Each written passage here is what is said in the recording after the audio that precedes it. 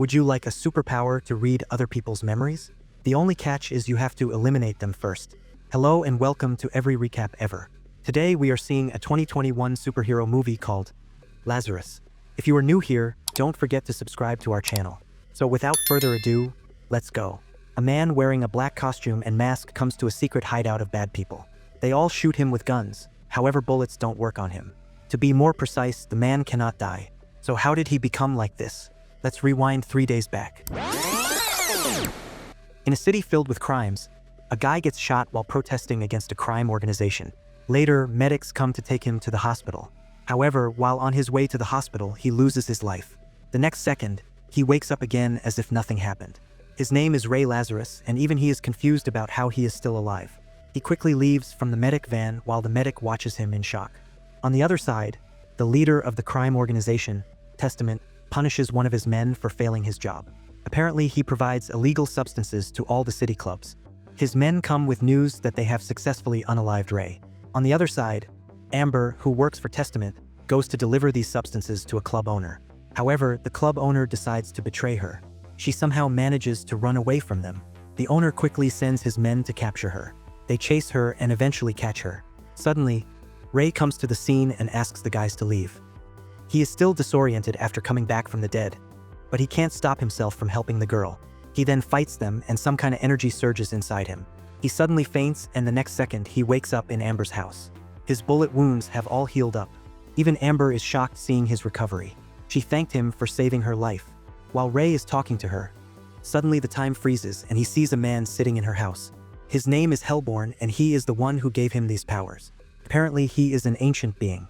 Ray obviously is suspicious of him and tries to attack Hellborn, but he fails to do so. Hellborn then explains how his powers work. So when Ray unalives a bad guy, their memories and life force will be absorbed by him. This will also increase his reflexes and overall strength. He needs to unalive more people in order to keep living forever. Give me a curse. On the other side, Testament goes to see his sister, Priscilla. Apparently she is suffering from a critical illness and doesn't have much time to live. She has already given up hope, but the Testament is still struggling to find a way to save her. So Ray quickly returns to his house and finds it all messed up. Hellborn tells him that the Testament's men did this to make it look like a robbery. Since Ray has all the memories of people he defeated, he remembers their factory location. Ray is very much angry with this situation and decides to get his vengeance on the Testament. He wears a makeshift superhero costume to hide his face and goes to one of Testament's factories.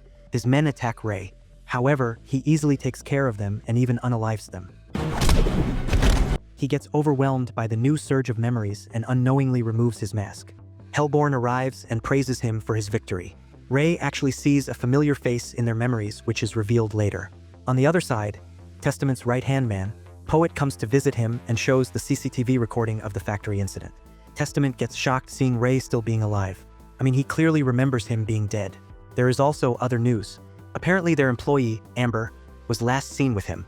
Testament starts suspecting that something fishy is happening here. Meanwhile, Ray goes to meet his old friend Pogo, who runs a car garage. He basically asks for Pogo's help to stay at his place for some days, as he can't return to his house. Pogo is a little worried that Ray might be in big trouble and immediately agrees to help him. Ray then goes to meet Amber. Yeah, she is the one whose face he saw before. She is a little angry at him for disappearing that day. Ray then tells her everything about his goal to unalive Testament and his superhuman abilities. He asks her to stop working for Testament as he might be after her life. She initially doesn't believe him. However, Testament's men come looking for her. Ray quickly takes them out and even gets injured in the process. Amber then sees his wounds getting healed and starts believing his story. On the other hand, Testament has an encounter with a spirit medium. She warns him about Ray having some weird powers. Well, according to her, he got these powers from some ancient beings who secretly control the world. This power can be transferred to another person, but for that, Testament needs to break his spirit with a stronger fighter. Meanwhile, Hellborn goes to meet his partner, who's also an ancient being. Apparently she is the one who sent the medium to Testament. They are planning to create the opposite fighter who will compete against Ray. On the other side, Ray takes Amber to Pogo's house and he finally tells everything to Pogo. He doesn't believe him for obvious reasons. So Ray has no option left but to give him a demo of his powers. He then asks Pogo to hide Amber at his place, while he searches for Testament's other illegal factories. One night while searching, he stumbles upon his old friend, Chapel. They retired at the same time from the army. Chapel recently lost his daughter because of the illegal substance overdose and has a big grudge against Testament. Ray decides to involve him in his plan and takes him to Pogo's place. Ray asks Chapel to use his manpower and search for Testament's factories. Later, Pogo shows Ray something interesting. Apparently he was working on a new material which can reflect bullets, and he has created a mask out of it. He is even ready to give his custom-made bike for his mission. Pogo basically can't help in fights, but he can at least provide them with materials. The next day, Chapel comes with his men and tells Ray about the factory location. According to them, this is his last and biggest factory. So taking down this factory means destroying Testament's influence over the city. They then leave to complete this mission. Ray infiltrates the factory first, while others wait for his signal. Now we come to the first scene of the movie. So Ray basically takes care of all the people with guns, and his crew takes care of the unarmed people. On the other hand, Poet gets frustrated seeing their empire falling before their eyes. He is jealous of Testament and feels he is more suitable to run this business. Testament, on the other side, tells his sister that he has found a way to cure her disease. However, he can't go into further details. Later, he hires a skilled fighter named Endless to defeat Ray. Next night, Endless tracks down Amber and threatens her to reveal their location. She has no option but to break her silence. So the police department gets the gist of all these chaos happening throughout the city. Detective Benjamin gets assigned for this case, and he starts searching for the culprit. Endless later reaches Pogo's hideout and starts taking out Ray's team members one by one. Even Chapel, who's an ex-military officer, is no match for him and easily gets defeated. Meanwhile, the ancient being from before again meets with the medium. She is confused as to why they made her lie to the Testament about powers being transferred. According to the being, two people with opposite powers are necessary for the balance of the world. She can't tell her much in detail, but soon she will find out about their agenda. Meanwhile, Ray returns to the base and finds Chapel on the verge of death. His memories unknowingly gets absorbed by Ray and he sees the culprit's face. Chapel asks him to take his revenge and loses his life. Ray quickly heads to the location and confronts Endless. They engage in a fierce fight, and after an intense fight, Ray gets an upper hand. He manages to defeat Endless and absorbs his memories. He finally learns the whereabouts of Testament. Meanwhile, Poet decides to betray Testament and leaves the organization. He also takes half of the men along with him. So now Testament is left with few men. Later, Ray finally comes to face his last enemy. Testament's men try to stop him from reaching near him. However, Ray has become so strong now that he can literally move air with his strength. While he uses his power, we see a blue glare on the screen which is explained later. He takes care of Testament's minions and goes to face him. Testament, on the other side, quickly goes to his car and equips some kind of knuckles. He starts attacking Ray and the knuckles start emitting electric shock. This becomes a big problem for Ray.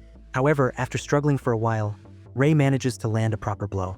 He holds him by the neck and starts absorbing his life force and memories.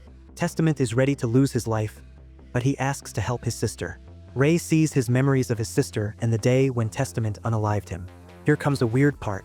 Apparently, Ray sees that Testament's minion only shot once with his gun, but he had 4 bullet marks on him when he came back to life. Ray quickly releases the Testament. Hellborn appears before him and asks him to unalive him quickly. However, Ray has finally realized that it was Hellborn who unalived him. He confronts him and Hellborn finally breaks the silence. He accepts unaliving him, but according to him, it was necessary to give him powers. Hellborn again asks him to complete his job, but Ray rejects it. Doing so, he basically loses his powers of being immortal. He just walks away from the scene. So let me explain what was Hellborn's plan. They wanted him to unalive Testament and use his sister to stand against him. According to them, if there should be someone who needs to rival Ray to keep the balance of powers. However, Ray declining their approach basically stopped their plan. Ray meets the Detective Benjamin outside of their base. He is basically there to arrest Ray and everyone inside. However, he gives Ray a chance and asks him to run away from the city. Benjamin knows about Testament's illegal activities and appreciates Ray's work. He returns to Pogo's house and reunites with everyone. On the other side, the ancient being approaches Endless and gives him the powers of immortality. The cycle continues. In the post-credits scene somewhere in a different city, a guy named Marcus finds a bat with bloodstains. He then sees a weird picture on the wall and scans it with his nanotech watch. We also see the same blue glare which we saw earlier. This indicates that probably Ray was being watched by someone. I think they attempted to launch a new superhero universe with this. So there you have it, recap of an 2021 movie, Lazarus. In my opinion, they could have improved the ending, but it's to be expected of such offbeat movies. Anyways, like and subscribe for more movie recaps and we will see you in the next video. See ya!